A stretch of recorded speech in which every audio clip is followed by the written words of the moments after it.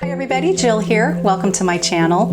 So we're talking about The Ordinary again today. This is the second part to the brand spotlight, The Ordinary.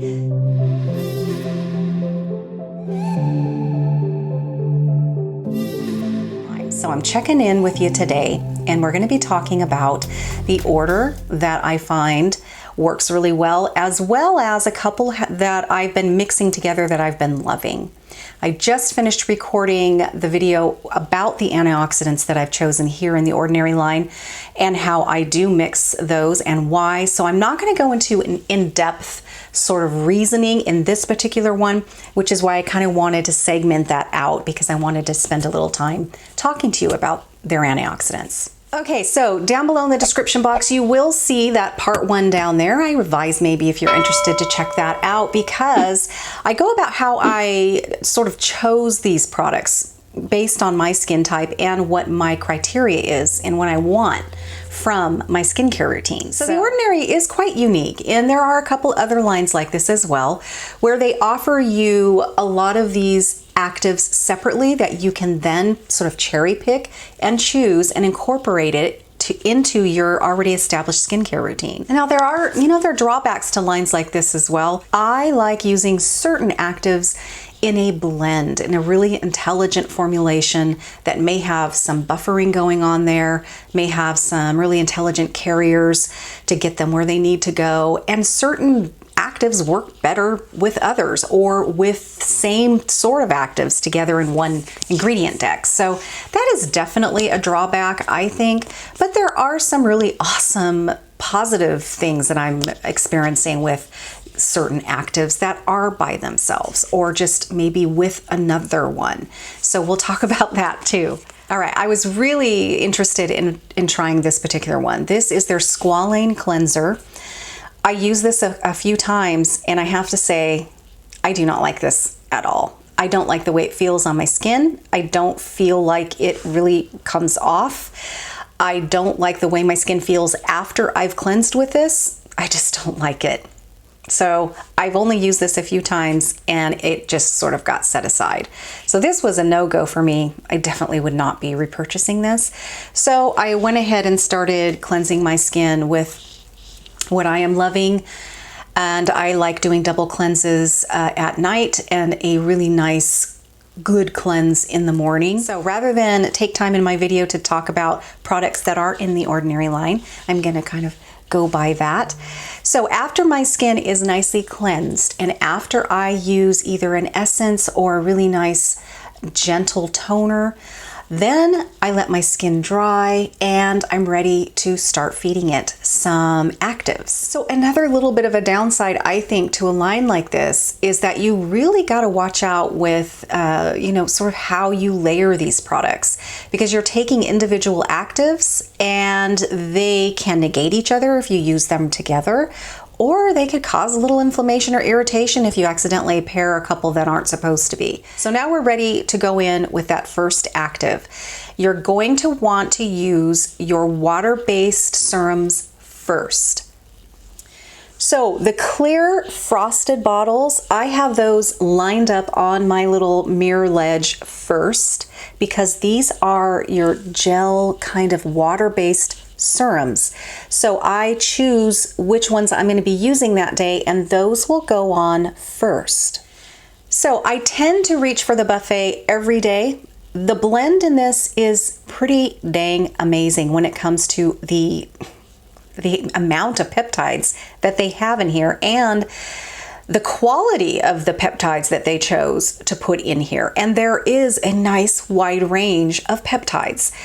If you haven't, I really strongly recommend that you watch my separate video about peptides so you can learn about them and why they are really fascinating and proven to really do some amazing things and support our skin as it ages.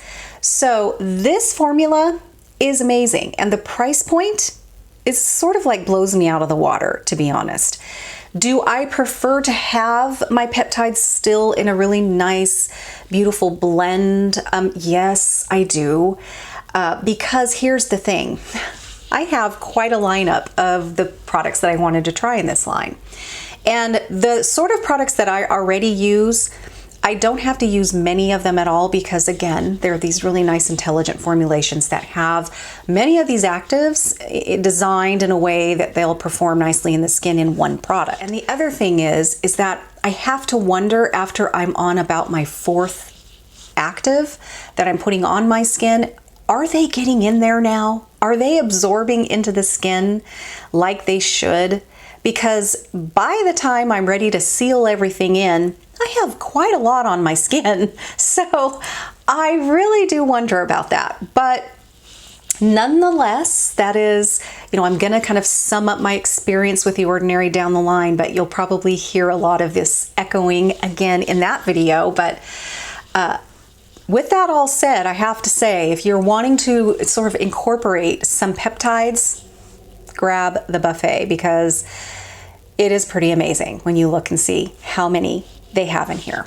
So in the beginning, I was trying to use as many of these as I could in my AM and my PM. And then as time went on, I sort of started going and reverting back to kind of what I do.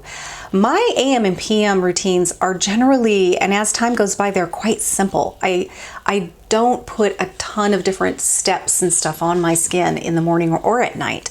So I found myself sort of trimming it down to alternating certain ones during the week and, not putting all of them on at once and just kind of letting my skin sort of just take in the ones that I did apply. However, the buffet, I found myself wanting to do this every day. Now, the ones with the frosted glass, these are gel-like, so they're not real runny. They give you time to sort of get them around the skin where they need to be. And I also I'm not one to want to take a dropper and just drop it on my skin and start moving it around. I definitely am a fingertip person, and I found that these are viscous enough to where they don't run all over in between my fingers. I can get them on my skin really nicely, and there's no waste, and I just prefer that delivery better. But what I would do is I would do 3 little drops on my fingertips. You see how viscous that is? It stays put. And then I just sort of do this, and then I go ahead and put that all over.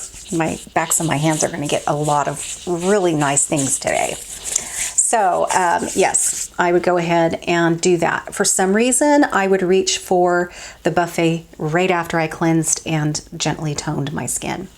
I'm going to be talking about niacinamide in general, not just in this line, but how it is really pretty fabulous for aging skin, and we don't often think about it like that. Niacinamide is definitely known to help acneic skin or those with oilier tendencies and breakouts, but it is pretty great for aging skin. So I tend to want to use this again every day. So after my buffet, I let that absorb and I go in with the niacinamide. It is a gel and it's quite viscous, pretty close to the same exact consistency, really. I do about 3 drops and I go in over every part of my face. If I have anything left over, it goes everywhere. So both of these, the buffet, niacinamide, blend out very nicely, and they do go in, and then I just sort of pat after each one. After I get it where it needs to go, I just sort of pat it in. And your skin does get sticky, I have to say. It does get quite sticky, but by the time you're finished with, your moisturizer or your nice oil blend serum, and then you get your sunscreen on, you don't notice the stickiness anymore. So those are the 2 that I found myself doing every day. Now, I really wanted to utilize a vitamin C within this line, and the ascorbyl phosphate was the one that I was really wanting to try, and it is sold out. I cannot get my hands on it. So if I did have a vitamin C within this line, I would be utilizing it next. And I prefer the non-active forms of vitamin C because I have sensitive skin, and I feel like that we're not losing out in using the derivatives. And I feel like it is pounded in you guys through YouTube that in order to reap the benefits of vitamin C, you have to use ascorbic acid and L-ascorbic acid. And I'm here to tell you, what I've seen with myself over time, what I have seen with clients over time, that is simply not true. The derivatives do work a little differently. You do not need the higher concentrations, but they work so much gentler in the skin. They diffuse that inflammation response that either you're feeling or is going on under, possibly without you knowing. So I am the odd man out, I think, talking about the derivatives and how you shouldn't be afraid to use them. So rather than not utilize a vitamin C because you found that you just cannot tolerate that active unstable form of L-ascorbic acid, ascorbic acid, definitely get your hands on a derivative, a nice vitamin C that is very stable. My favorite vitamin C so far is my Rhonda Allison C stem cell. It is a really amazing blend, and I would utilize that in the morning right now, right after I used both of those serums that we just talked about.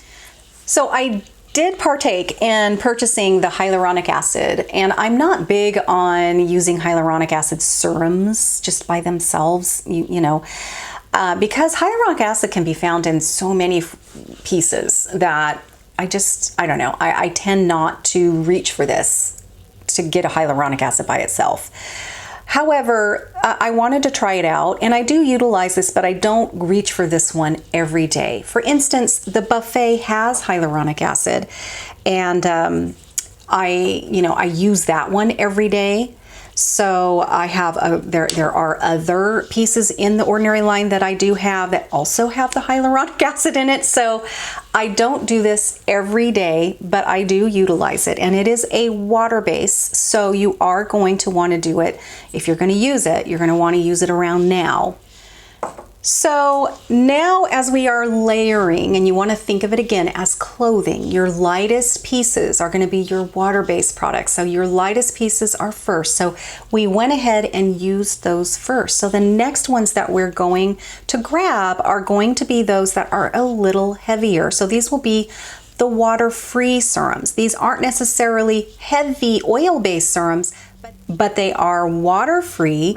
So now would be a great time to utilize those. So make sure if you're using that active form of vitamin C that you do not use it the same time that you would use your antioxidant. So I picked up a couple antioxidants. I was pretty impressed actually with these products, and so much so that I will probably continue to use these and repurchase them eventually. I think they're gonna last a while because I'm mixing them, so my skin will feel better with it on, and also my skin will just be happier in general. So I will alternate these. I don't use both of these antioxidant blends the same time, the same day. I will actually alternate them every 2 or 3 days. So let's talk about the 3% ferulic acid and the 3% resveratrol. This is a really awesome antioxidant blend here. So 3% ferulic acid is just it's too much for my skin. I like the idea of that potency, but I'm gonna have to buffer this with something. I found that this is quite lovely to buffer with the 100% squalane plant-derived oil. And all I do is I do about 2 drops of the squalane oil and 1 drop of this, mix it up, and start tapping it into my skin all over. I'm getting the benefits. It's not diluting this at all. There is no water in the 100% squalane oil. We're not diluting. I also love there's no water in this because it's not diluting the goodness in this. So this is a lovely time then to go ahead and incorporate that blend into my daily skincare morning ritual. So that is what I do next, is I combine those two, and I, just really pat that in everywhere, get it all over the skin. Squalane oil, and I did a video specifically just all about squalane. Squalane oil it absorbs very, very quickly, and it doesn't feel oily at all. So when you do this, you're gonna wanna do it at the palm of your hand.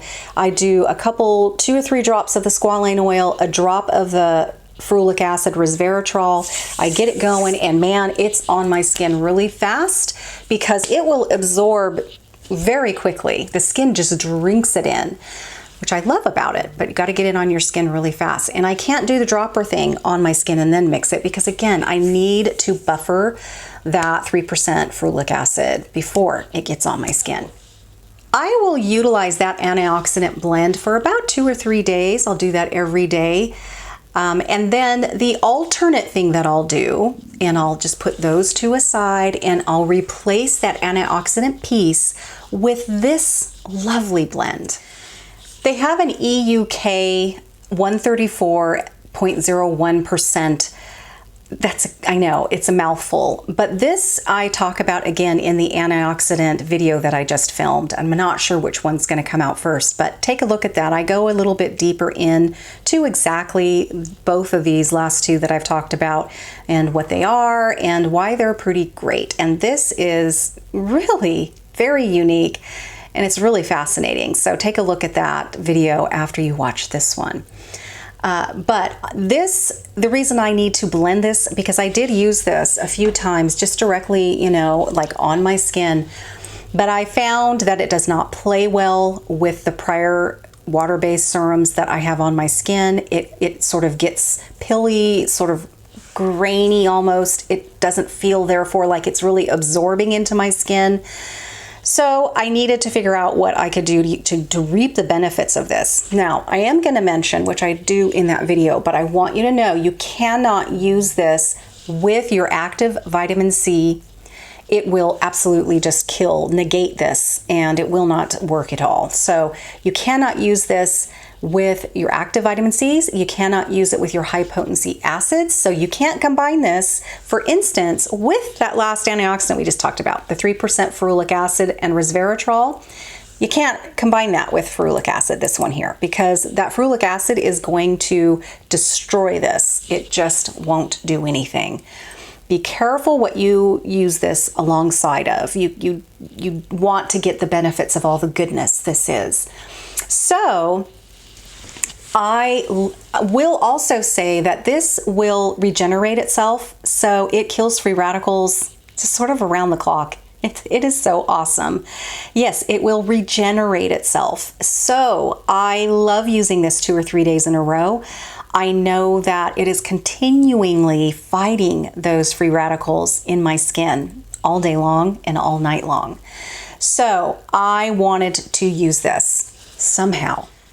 So I looked this up to see if it was okay to mix this, and this actually is a suggestion that they had, and that is mixing it with the natural moisturizing factors.